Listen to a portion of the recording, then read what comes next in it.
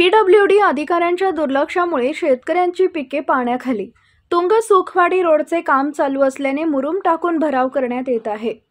सदर रोडचा भराव करत असताना पाण्याचा वाहता नैसर्गिक मोठा नाला मुजवण्यात आला आहे।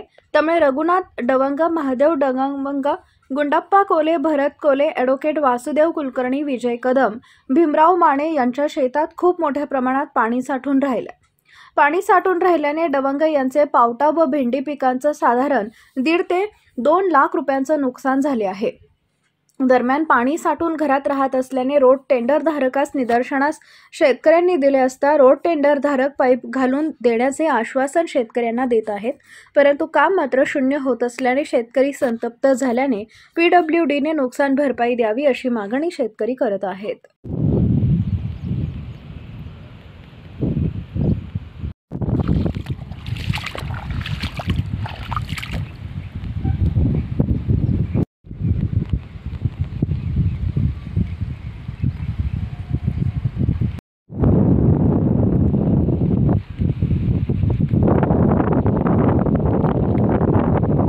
राजकारण, समाजकारण, कृषी, आरोग्य, क्रीडा, उद्योग त्याचबरोबर आपल्या भागातील प्रत्येक अचूक बातमीसाठी नवा महाराष्ट्र न्यूज चॅनलला लाईक, शेअर आणि सबस्क्राईब करा।